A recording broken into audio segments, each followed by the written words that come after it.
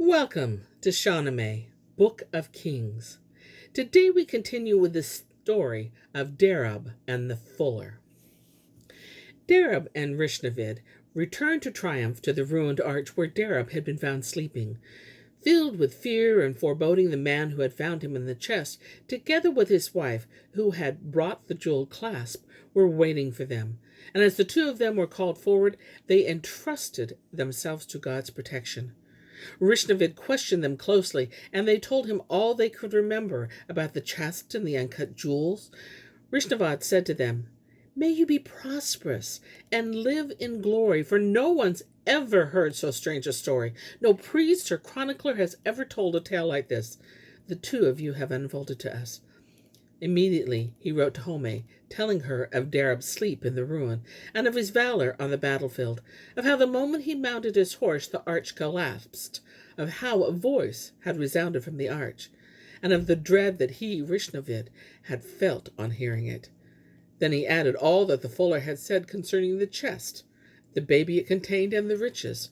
Next he summoned the messenger, gave him the red jeweled clasp, and said, "Make your wind your partner as you travel."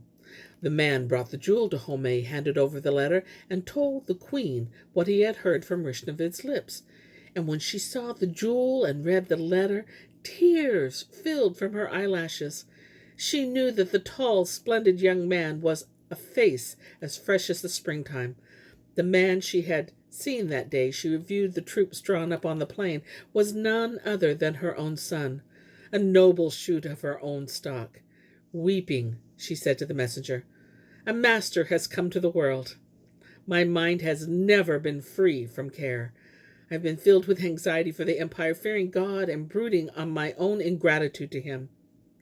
Coins were liberally distributed, wine, musk, and jewels were mixed together, and for a week the doors of Homay's treasury stood open to relieve the poor.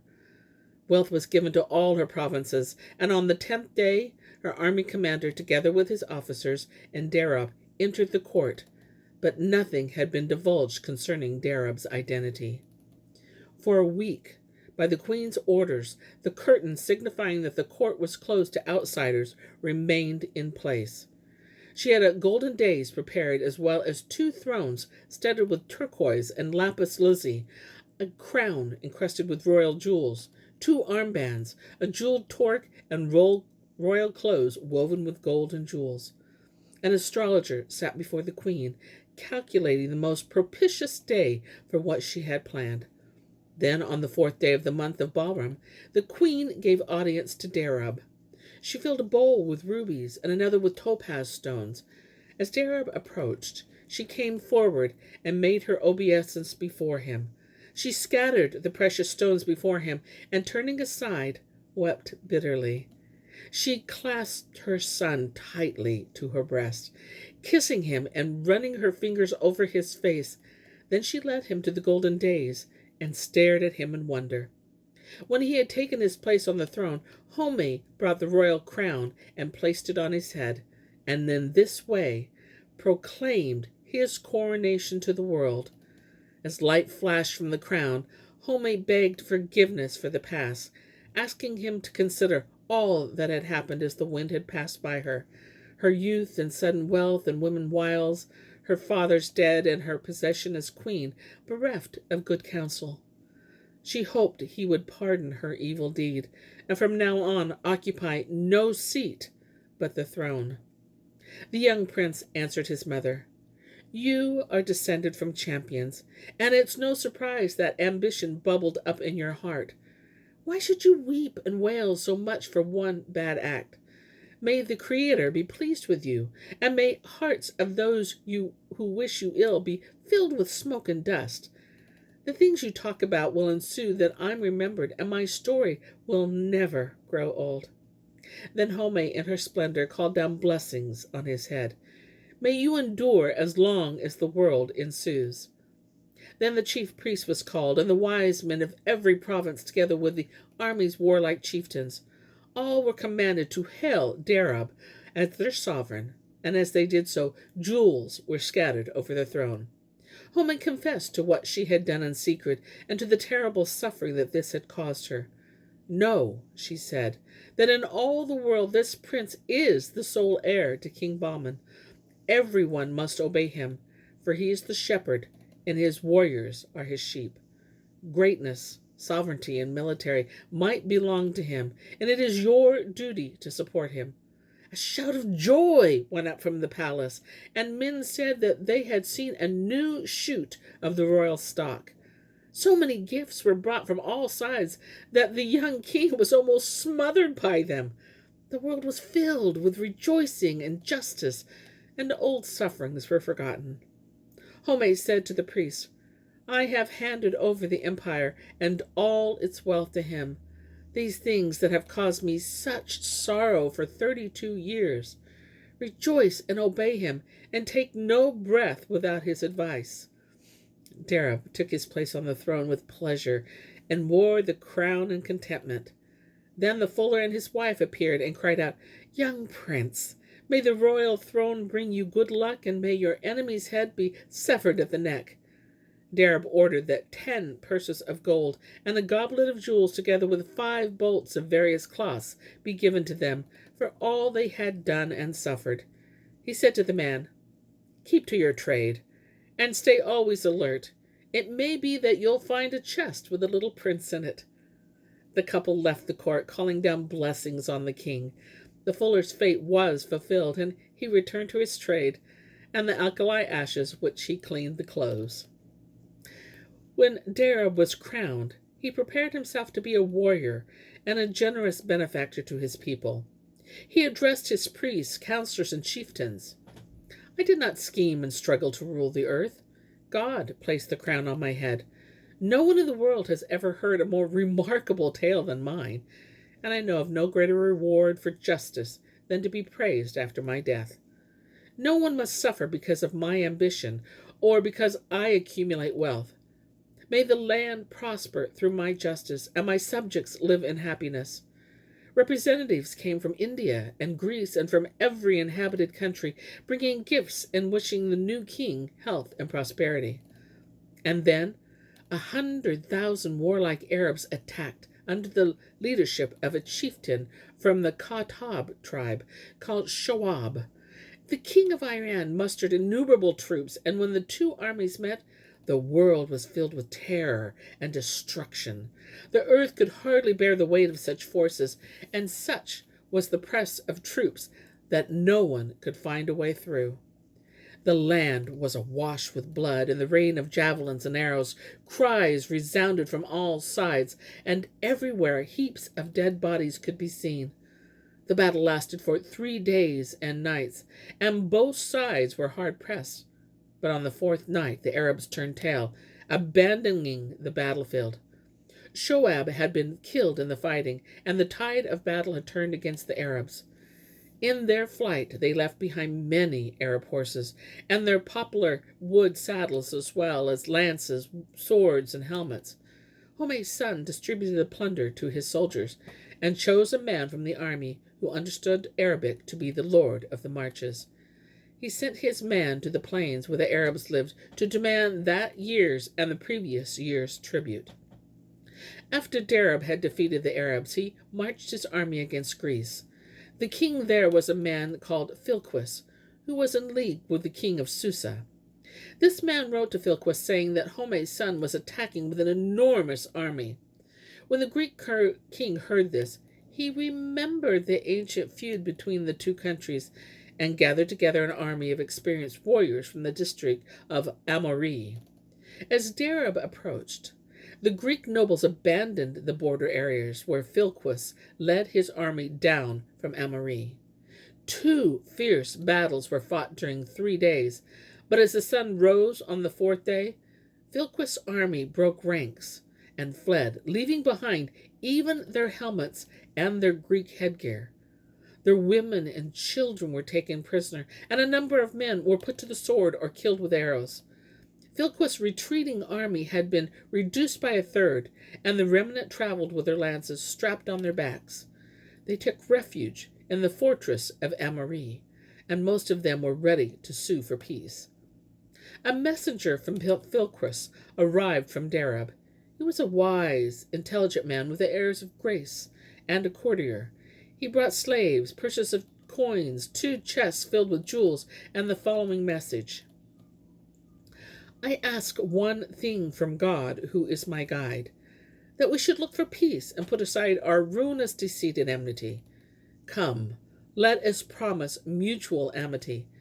But if you think that in some covert way you'll take my capital, Amaury, there'll be no banquet to confirm our pact. Honor will make me fight if I'm attacked. Do what befits a king. Your father knew how kings conduct themselves, and so do you. When Darab had heard him out, he summoned his nobles and laid the matter before them, asking what they thought of such talk, by which Philquis hoped to save face. They answered, O perspicacious and pure-hearted king, lord of all lords, whose choice is to be that which is best, this chieftain has a daughter, elegant as a cypress tree. Her face is fresh as springtime.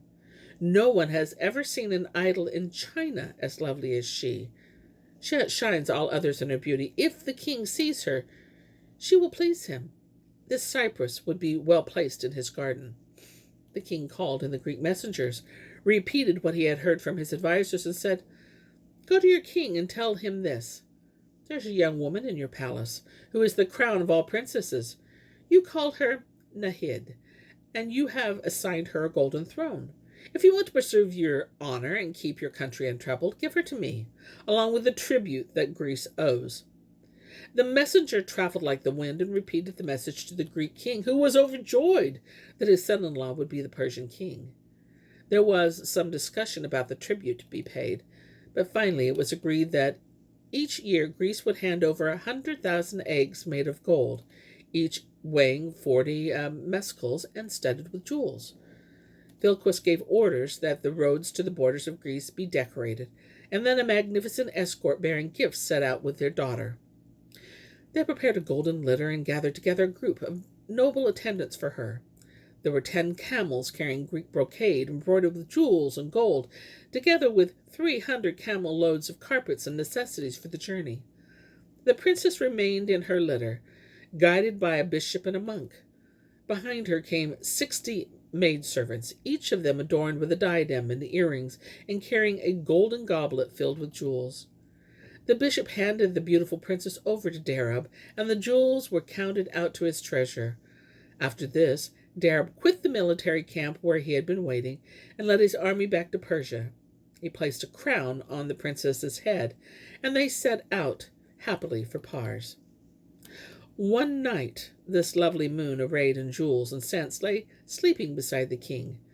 Suddenly she sighed deeply, and the king turned his head away, offended by the smell of her breath.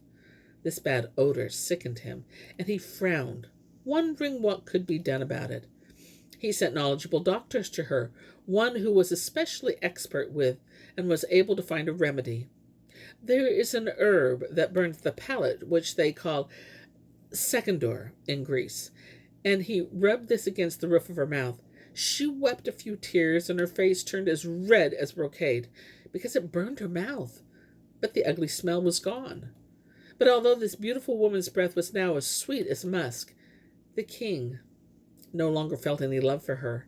His heart had grown cold toward his bride, and he sent her back to Philquis.